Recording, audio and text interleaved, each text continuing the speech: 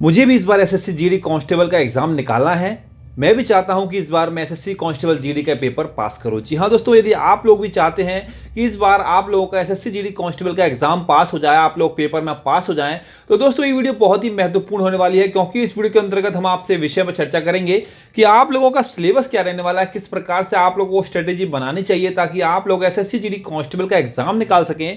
वहीं पर दोस्तों कुछ और भी बहुत सारे महत्वपूर्ण बिंदु हैं, जैसे कि आप लोगों का सिलेबस पूरा ए टू जेड सिलेबस आज हम इस वीडियो के माध्यम से क्लियर करने वाले हैं। तो आपसे गुजारिश होगा वीडियो को बिल्कुल स्किप ना करें, अंत तक जरूर देखें। उसके बाद हम बात करेंगे क्या इस बार एसएससी जीडी कांस्टेबल की भर्ती आएगी भी या फिर नहीं आएगी, क्योंकि 25 तारीख से लेकर आज हो चुकी है 29 तारीख, 4 दिन ज़्यादा हो चुके हैं, अभी तक आपका नोटिफिकेशन की कोई खबरें तक नहीं आई। हम आपको बताएंगे आरटीआई में क्या जवाब मिला। अभी हमने आरटीआई लगाई थी जैसा आपको पता होगा। उसके बाद दोस्तों चर्चा करेंगे फर्जी खबरों से सावधान रहिए, क्योंकि आजकल इतनी फर्जी खबरें आ रही हैं, बल्कि कल तो इतनी हद हो गई कि हमें एक नोटिफिकेशन भी भेज दिया एक उम्मीदवार ने। उसने बोला कि सर नोटिफिकेशन रिलीज हो चुका है, जिसमें जून तक फॉर्म भरेंगे, लास्ट डेट दे रखी है। तो दोस्तों ऐसे फर्जी नोटिफिकेशनों से भी आपको बिल्कुल सावधान रहना है, क्योंकि ये सारे लोग अपने यूट्यूब के व्यूज़ बनाने के लिए ऐसे फर्जी नोटिफिकेशन बना रहे हैं। जी हाँ दोस्तों, आप लोगों ने जो नोटिफिकेशन देखा होगा एसएससी जीडी का भी घोषित हुआ है, जिसमें अप्रैल तक लास्ट डेट है, अप्रैल में, और जून लास्ट तक फॉर्म भरेंगे और अगस्त में आप लोगों का एग्जाम होगा।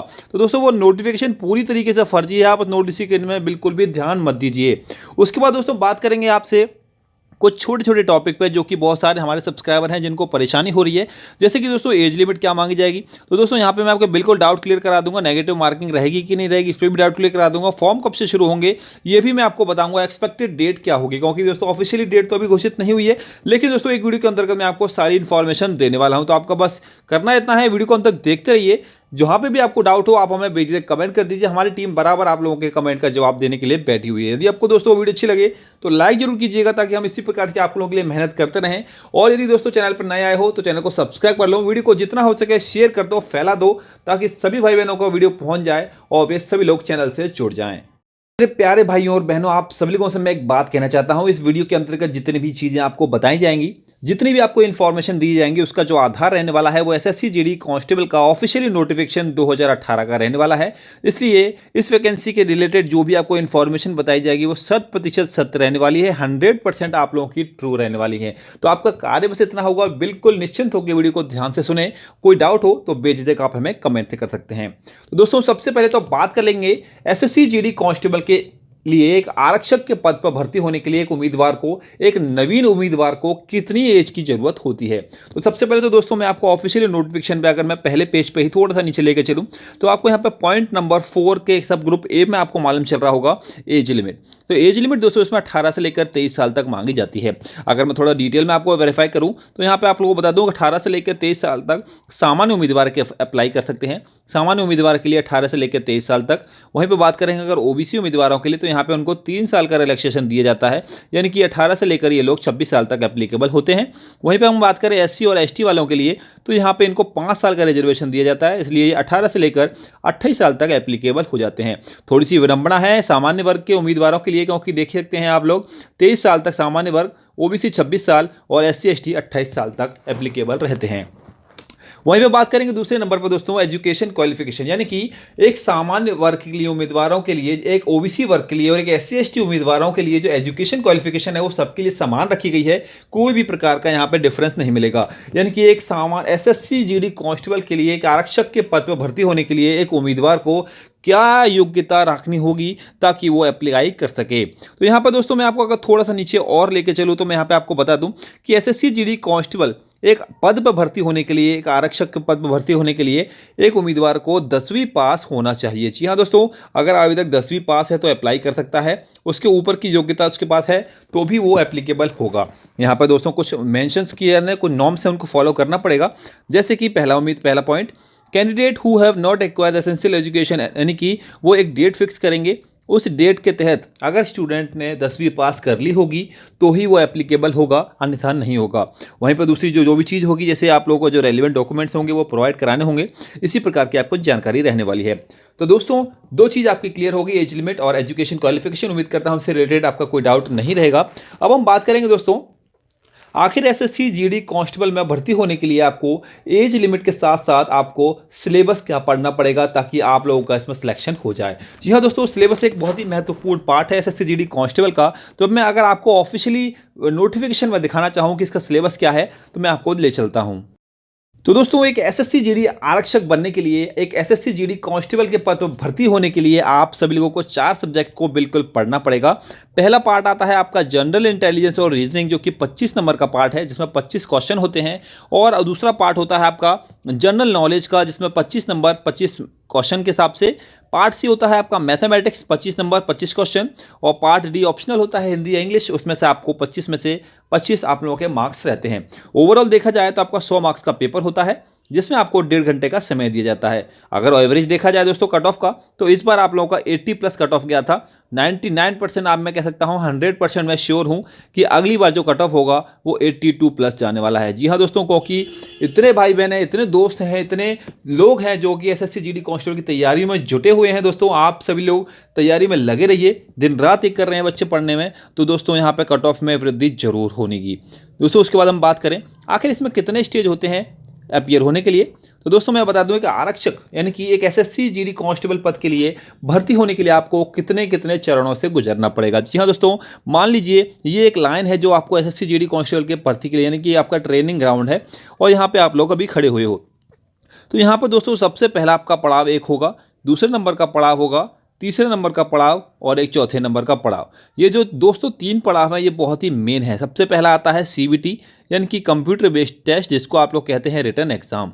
रिटन एग्जाम क्वालिफाई करने के बाद आप लोग पहुंचते हो फिजिकल के लिए। यहाँ पे आप लोगों को पीएचटी देनी होती है, फिजिकल देना होता है। फिजिकल में क्वालिफाई करने के लिए आप लोगों को डॉक्यूमेंटेशन और मेडिकल के लिए भेजा जाता है। डॉक्यूमेंटेशन और मेडिकल में पास होने वाले उम्मीदवारों को ही आगे मेरिट लिस्ट के लिए चुनित किया जाता है। जो लोग यहाँ से डिस्क्वालीफाई होते हैं या फिर यहाँ से उनको डायरेक्ट यहाँ से घर भेज दिया जाता है। यानी कि दोस्तों सबसे पहले आपको सीबीटी देना है, फिर आपको पीएचटी यानी कि फिजिकल देना है, फिर आपको डॉक्यूमेंट वेरिफिकेशन और मेडिकल देना है, और लास्ट में आप लोगों की यहाँ पे मेरिट लिस्ट तैयार होगी और आपको बोल दिया जाएगा कि आप लोगों को सीआरपीएफ, सीआईएसएफ या फिर जो भी फोर्स आपने सेलेक्ट की है उस परसेंटेज यानी कि नंबर के आधार पर आप लोगों को उस संबंधित डिपार्टमेंट में पदोन्नत किया जाएगा। तो दोस्तों ये है आपका सिलेक्शन प्रोसीजर। अब आगे बात करें, कुछ फर्जी ऐसे न्यूज़ आ रही है सामने जिनके तहत आप सभी लोगों को परेशानी हो रही है। तो दोस्तों मैं आपको यहाँ पर डाउट क्लियर करा दूं, फिलहाल एसएससी की ओर से कोई भी ऑफिशियल न्यूज़ घोषित नहीं की गई है। एसएससी की ओर से कोई भी ऑफिशियली ट्वीट भी नहीं किया गया। कुछ ट्विटर पेज बनाए गए हैं एसएससी जीडी कांस्टेबल भर्ती के नाम से। दोस्तों एसएससी का कल ही नोटिस आया है, उसमें एसएससी ने बोला है कि हमारी ओर से एक ही ट्विटर का अकाउंट चलाया जा रहा है, लेकिन बहुत सारे फेक अकाउंट को ध्यान में रखते हुए उनकी कंप्लेन कीजिए और उन पर विश्वास मत कीजिए। तो यहाँ पर दोस्तों दूसरी चीज़, एसएससी ने ऑफिशियली साइट पर भी अभी तक कोई पोस्ट नहीं किया। मतलब आप लोगों का डिले तो कहीं ना कहीं चल रहा है। डिले का कारण क्या है अभी मैं आपको बता दूँ, क्योंकि अभी आप लोगों की दोस्तों जो पुरानी भर्ती थी उनकी ज्वाइनिंग चल रही है। ज्वाइनिंग के लिए आपको लगभग थोड़ा सा समय इसलिए लग रहा है क्योंकि इस बार थोड़ा डिले हो गया। ये ज्वाइनिंग 20 के लास्ट में होनी थी, लेकिन दोस्तों यहाँ पर ज्वाइनिंग की वजह से थोड़ी सी जो हो सकता है किसी किसी की पद खाली रह जाएं, हो सकता है कि किसी कारणवश उनको दोबारा से बाहर किया जाए, क्योंकि जब तक ज्वाइनिंग कंप्लीट नहीं हो जाती तब तक कैंडिडेट का जो नौकरी है वो कंफर्म नहीं मानी जाती। तो यहाँ पर दोस्तों कुछ रीज़न रहे होंगे, अभी रीज़न ओपन नहीं किए हैं एसएससी ने। ऑफिशियली तौर पे एसएससी ने कोई भी बयान जारी नहीं किया है कि क्यों भर्ती लेट हो रही है और क्यों अभी तक नोटिफिकेशन जारी नहीं हुआ। ये तो सभी लोग अपने अपने राय हैं जो दे रहे हैं, लेकिन दोस्तों यहाँ पे फिलहाल अभी एसएससी की ओर से कोई खबर नहीं है। हमने अभी जो आरटीए लगाई थी उसका भी जवाब नहीं मिला है क्योंकि छुट्टियां चल रही हैं। जैसे ही आरटीए के जवाब आएगा तो दोस्तों मैं निश्चित है, मुझे पूरा यकीन है एसएससी की ओर से हमें एक ऐसी खबर जरूर मिलेगी ताकि मैं आप सभी लोगों को वो खुशखबरी दे पाऊंगा।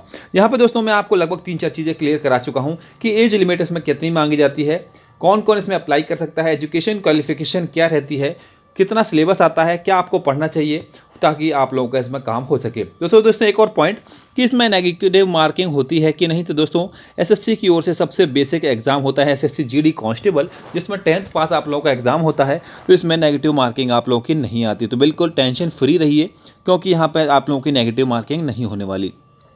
अब दोस्तों मैं आपको एक बात और बता दूँ कि आप लोग क्या पढ़ें कि इस बार आपका सिलेक्शन हो जाए। तो दोस्तों मैं आपको यहाँ पे बताना चाहूँगा कि आप लोग कुछ ऐसी चीज़ें हैं जो कि आप लोग अपने हाथों में रख सकते हैं, जैसे कि एक हो गया हिंदी और इंग्लिश।